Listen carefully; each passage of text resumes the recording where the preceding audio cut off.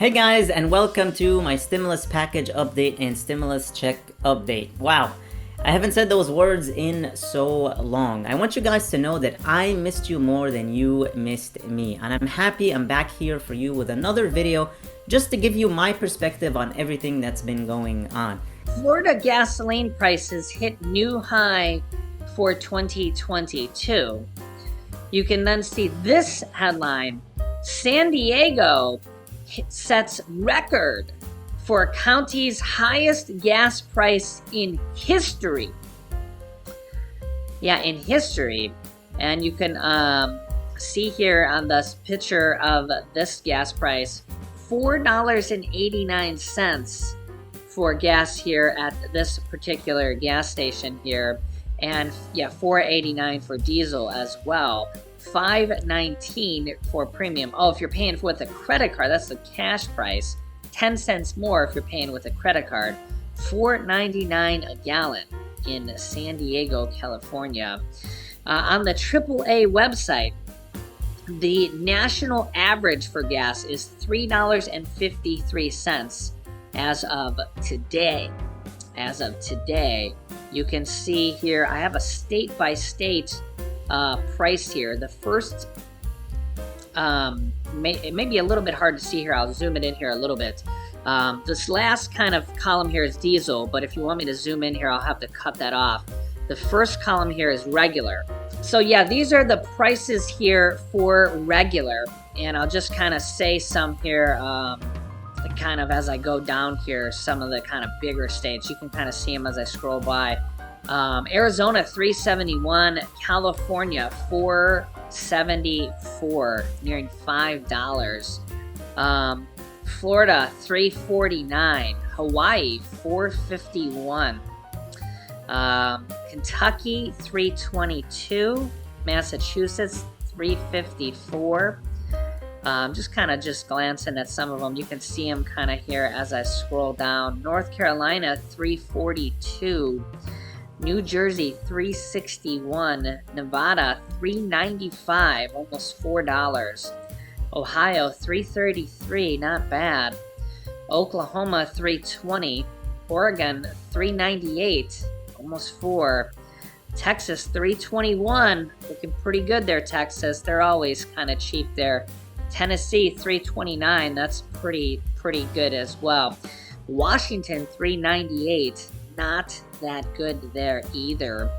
Wyoming $3.40, West Virginia $3.32, that's pretty good as well. Yeah, so these are kind of the averages here today. Yeah, they're creeping up, and they have spiked up pretty dramatically here in the last 2 weeks or so because of this Russian conflict. And they could go even higher. In fact, some experts think they could go significantly higher if this whole thing gets worse and we see a full-blown invasion. Yeah. Now remember, as part of the new stimulus package, the potential Build Back Better package, or the new version of the Build Back Better stimulus package, you can see here this headline here from Forbes. Democrats propose a federal gas tax holiday to combat rising prices. Here's what you need to know. So potentially here in this next stimulus package, or even as a standalone bill, we could see this happen where the federal gas tax could be eliminated for the rest of the year potentially. Republicans aren't really for this, ironically, because realistically, they don't want to give a win to the Democrats before the elections. I kind of understand that if I'm looking at their point of view, but it's actually kind of sad that politicians don't want to lower taxes for Americans right now during this time, when they could literally just do that with the stroke of a pen. And it's all about a political agenda, right? Republicans versus Democrats, Democrats versus Republicans. But this is something that really could be passed here in the next few days to few weeks. So this has a lot of support here, almost unanimous support from the Democrats, and the Democrats can pass this on their own through the reconciliation process with the next stimulus package, even if they don't get a single vote from Republicans. Okay. Meanwhile, we're actually getting a lot of Republican support from Senator Mitt Romney and some other Republicans as well. As you can see here, Senator Mitt Romney's push to revive the child tax credits. He just came out here yesterday speaking on this. His hinges on a work requirement. What's interesting here is a lot of people believe in this, some people don't. I don't know if we did a poll here, it might be 50-50. I don't know what it would be. Mitt Romney says, the Republican senator said several Democrats have, quote, expressed interest and spoken with him about his proposal, which includes key differences from the previous tax credit. You can see here, over the past few months, Senator Mitt Romney, Republican from Utah, has quietly pushed for a Republican-friendly version of the expanded child tax credit that he hopes could gain bipartisan support. I have to actually applaud him here, even though he has a little bit of differences between him and the Democrats. He's pushing for we've had millions of children, based on studies by independent universities, say that children have fallen back into childhood poverty. And he's one of the few Republicans stepping up to make a difference. I gotta lend my hat to him, and good job to him for coming out and trying to make a difference. I mean, imagine starving children out there literally being confirmed by independent universities saying that this is happening right now because these child tax credits have been, they haven't gone out in January and February. So this is what we need to see. We need to see Republicans and Democrats working together, whether it's for child tax credits, whether it's for a raise to Social Security and for people on Social Security, disability, or it's for low income and people living in poverty. Whatever it's for, people in need, we need to see more of this. We need to see Republicans and Democrats working together, not Democrats on one side of the room and Republicans on another side of the room, and it's like a middle school dance where the girls are on one side of the room and the boys are on another side of the room, and they're all just kind of looking at each other for the whole night and not helping not even associating with one another. Because honestly, that's how a lot of it's been, right? Ever since the Democrats took control, the Republicans vote no on a lot of things. They've made headline news here with the Fed meeting and the Fed appointing a new Fed president, a new Fed head, which is really going to just be probably Jerome Powell. It's going to be Jerome Powell again. And he's actually a Republican. He was appointed by former President Donald Trump. He's a Republican. And the Republicans didn't even show up. And he's one of their own. So they didn't even show up to vote for him. So they made a lot of headline news there. I showed a little bit of it on our channel. And so now, in all fairness, the Democrats did a lot of this themselves as well when Republicans were in control of the House, the Senate, and the presidency back in 2017, 2018. And honestly, it needs to stop.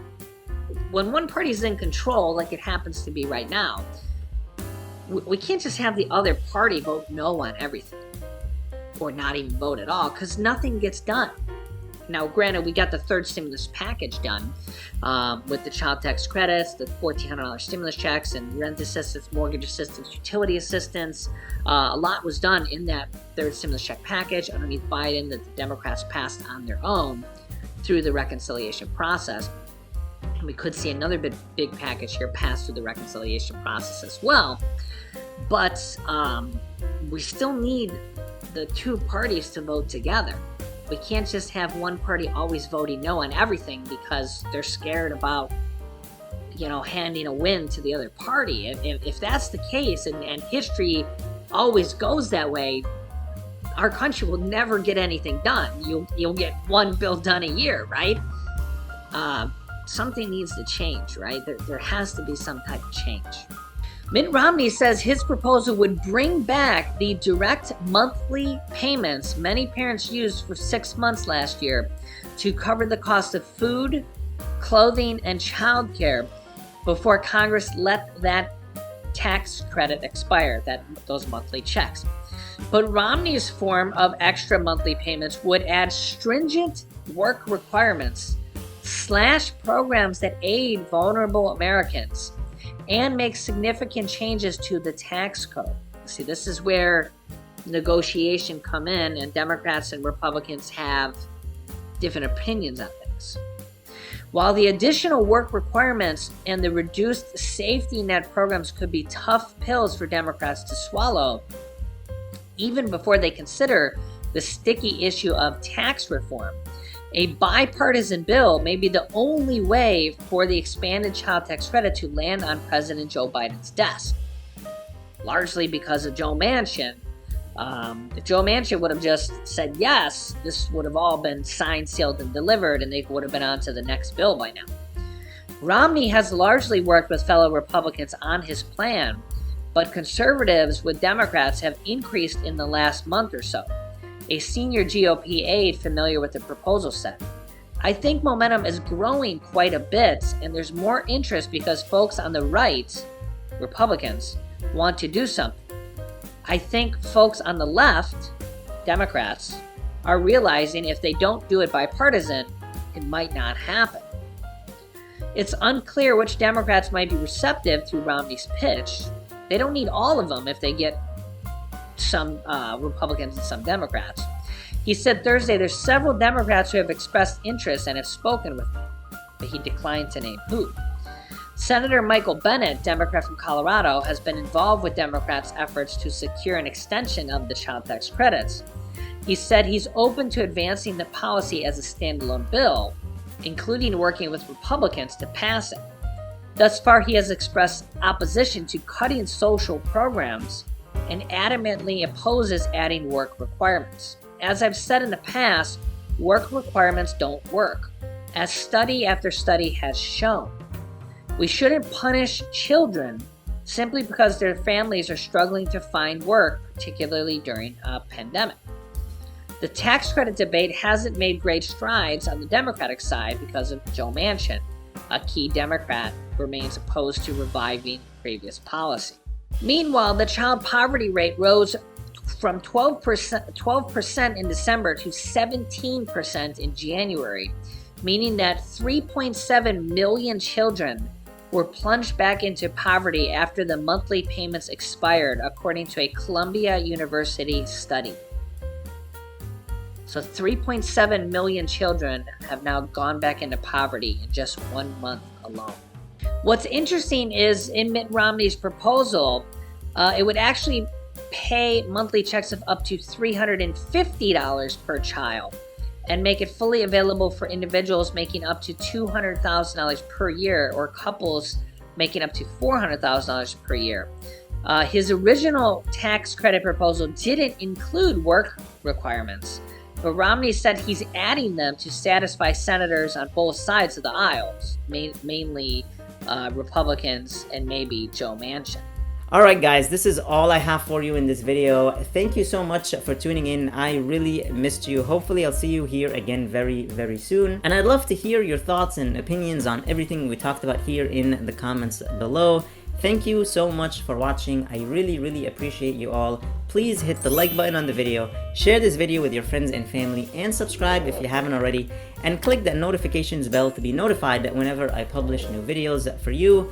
Please stay safe, stay healthy, and I'll see you in the next video.